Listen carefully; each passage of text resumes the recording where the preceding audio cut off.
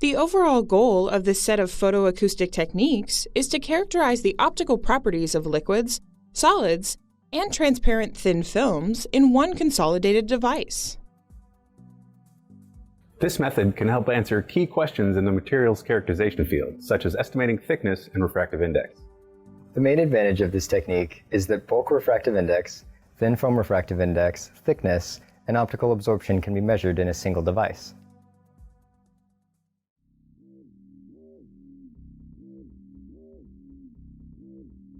Some equipment must be prepared to begin the experiment.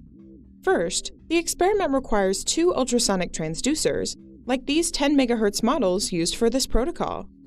Each has a 9 mm diameter, 1 mm thick, red latex rubber cylinder epoxied on its front face. The reference transducer is also epoxied to an acrylic block, which acts as an acoustic spacer.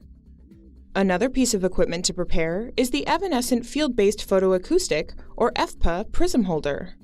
The FPA prism holder consists of a prism mount and a transducer mount. A prism is seated in the prism mount. The transducer mount holds one of the prepared ultrasonic transducers so that the latex is exposed. With the prism and the transducer in place, put the 2 parts of the prism holder together so that the latex faces the prism across a gap that will accommodate a sample.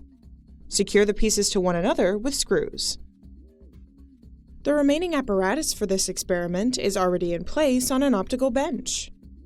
The beam is produced by a Q-switched neodymium-doped yttrium aluminum garnet laser. Its output goes into a beam expander. This is followed by a manually adjustable aperture.